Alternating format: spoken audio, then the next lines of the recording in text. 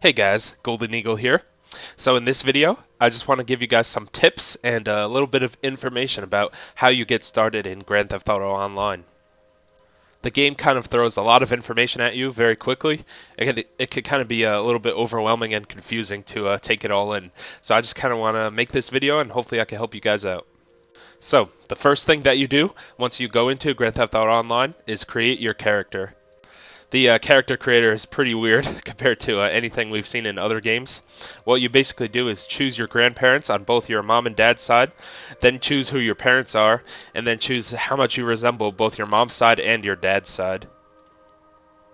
After that, you distribute some points to determine your starting stats, like how good your driving is or your shooting. And then after that, you could just change a few things about your character, like your hair and your facial hair, and you could choose if your character has a hat on or not. And from there, you just start up the game, and it drops you in. Once you get started, the game gives you an intro cutscene, and it quickly explains some of the things about the world to you. You get picked up at the airport by Lamar Davis, who you guys might recognize from the single-player campaign. He gives you your starting weapon, and wants you to complete a few tutorial missions for him. These include completing a race against him, killing a gangster, and getting some drugs and bringing them back to Lamar, buying some new clothes, and then robbing a convenience store and getting away with the money. The next thing that you have to do is wait for a call from Simeon from the single-player campaign. He's the same guy that you go to for the first couple missions for Franklin. He wants you to choose a vehicle, and that vehicle will actually be your default vehicle that you will start with in Grand Theft Auto Online. Once you pick one, you have to bring it to Los Santos Customs and fit it with a tracker and buy some insurance for it. What this does is when you leave your vehicle behind, it will actually appear as an icon on your map, so you'll be able to go back and find it in case you leave it behind. And by purchasing the insurance for it, it makes it so that if your vehicle gets destroyed, you can get the same exact vehicle back again.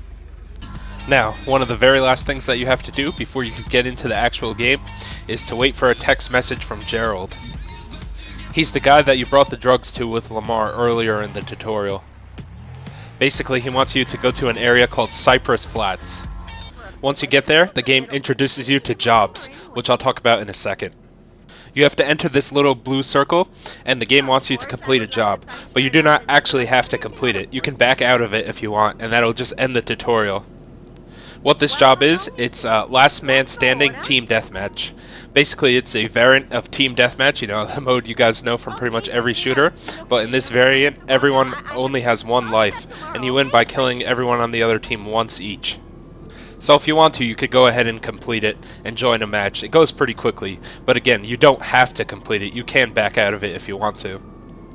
Alright guys, once you either complete that job or back out of it, you'll enter into the world of GTA Online proper.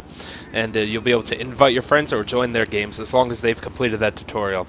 You can't join other people's games or have people join your games until you get that far to that Cypress Flats mission, which you, like I said, you either need to complete or you can skip it. But once you get up to that point, you'll be able to do everything and the world will open up to you.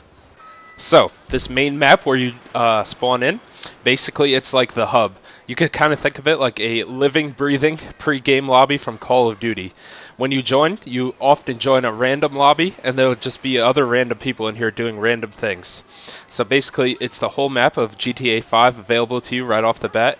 You can go all around, you could do random things, like you could buy clothes, you could rob convenience stores, buy new weapons, ammunition, get a haircut, do all the things you could do in GTA 5. You know, kill people on the sidewalk, get the cops to come after you, and do all random things like that. And the other people that are already in the lobby will most likely be doing all that type of stuff already. So it gets pretty crazy when you join in with random people. But you can also make your session an invite-only session, so only you will be in the on the map until you decide to invite some of your friends. So if you don't want to join just a random session with random people, you can always switch over to that. So, let me just back out here and show you the other parts of the menu. If you go to the Online tab, here's where you could join jobs. You could join your friends' sessions, create a playlist, see the players that are online and that are in your session. You could see the members of your crew if you decide to join a crew on the Rockstar Social Club. You could swap your character if you create a different character. You could create multiple characters with all the different stats and weapons and everything, and you can swap between them. Here's your options. You could choose to find a new session, or you could leave GTA Online and make your own session. Like I said, you can make it invite only if you want, or you could even play solo by yourself. But I mean, you know, who wants to do that in GTA Online? The point is to play with other people. But you can't do a solo session with limited activities and jobs to do if you so choose. So, if you move over to the Friends tab, you can see all of your friends that are online, their current level, and what they're doing in GTA Online. And yeah, you can invite them to your game from here and compare your stats to them as well. Alright, so now let's go back to the map here and let's talk about probably the most interesting thing of GTA Online, which are jobs. You see all these blue icons here on the map, like this star or this crossbones and stuff like that, these skulls. Basically what these are jobs. And what jobs are, you can think of them like game types. Like, I'll use an example of Call of Duty again. In Call of Duty you have game types like Team Deathmatch, you have Domination or Capture the Flag. Well, that's basically what these are, except they're the game type and the actual map, the area of the map that you play them on. So, for example, let's go to this one here. This is a deathmatch on concrete. So the game type is deathmatch, and the map takes place on concrete. And these are things that you can do with people in your lobby here, or you can invite your friends. And yeah. As of right now, there are basically 3 basic categories of game types. There's deathmatch, there's races, and there are missions. So let's go to deathmatch here. Deathmatch is basically your free-for-all. It's everyone for themselves. It's 4 to 16 players, and you basically determine the rules. I'll show you that in a second when I get to in a job. But yeah, if you host the job yourself, you can basically determine the rules of the match. But like I said, I'll show you in a second. There's these races. There's land races, which are cars and vehicles. There's a bike race. Bike races, you know, only motorcycles and things like that. There are actually sea races, I believe. Yep, water races, and you could do those with like jet skis and stuff like that. And then there's team deathmatch, which are 4 to 8 players. It's basically teams of 4 versus 4, and you guys know the drill. It's the first to a certain amount of kills wins.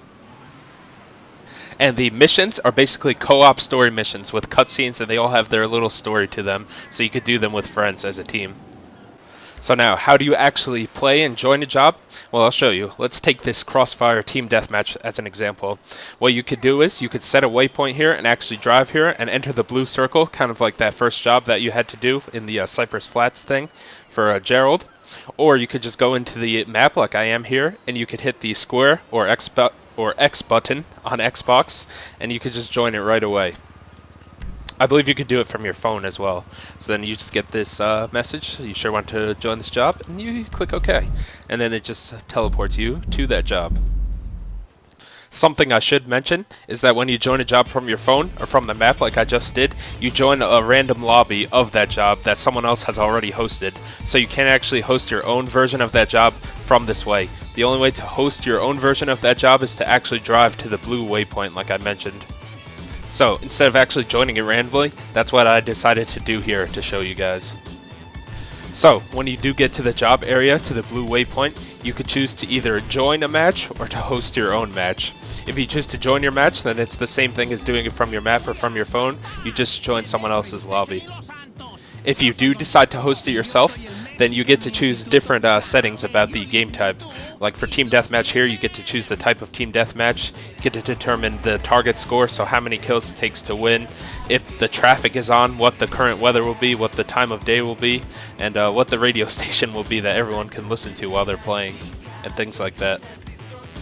So, once you get all your settings set up, you can then start to invite your friends to your lobby. You can do this in a couple different ways. You could see all the friends who are playing GTA Online currently and invite all of them, or you could choose to invite individual friends, or you can invite all of your friends on your whole friends list, whether they're playing GTA Online or not. And then once you get enough people, you could begin the game. Now, I'm not going to show you the actual game of Team Deathmatch here, but I will have an annotation on screen to a live comm of my very first Team Deathmatch game that I played in GTA Online. So if you want to see a full Team Deathmatch game and the actual gameplay from it, you could click that and check that out, please. So, those were just some quick tips or a quick little walkthrough, a tutorial, or whatever you want to call it, of basically how to get started on GTA Online. I hope that this video was helpful to you if you were a little bit confused on how to get things started. I know there's a lot of information that the game throws at you pretty quickly, and it can definitely be confusing, so I hope this video helped you guys out a little bit at least. But you know, I've barely scratched the surface of all the possible things and all the different settings and things that you could set up and how all the systems work in GTA Online. I just covered some of the basic things to get you set up initially, but really the best way to learn everything is just by playing and experiencing it for yourself. So, let me know if there's any other things, maybe specific little things that you guys are confused about in GTA Online, and maybe I can make a future video about it and help you guys out. So, thanks for watching this video, guys, and I'll see you next time.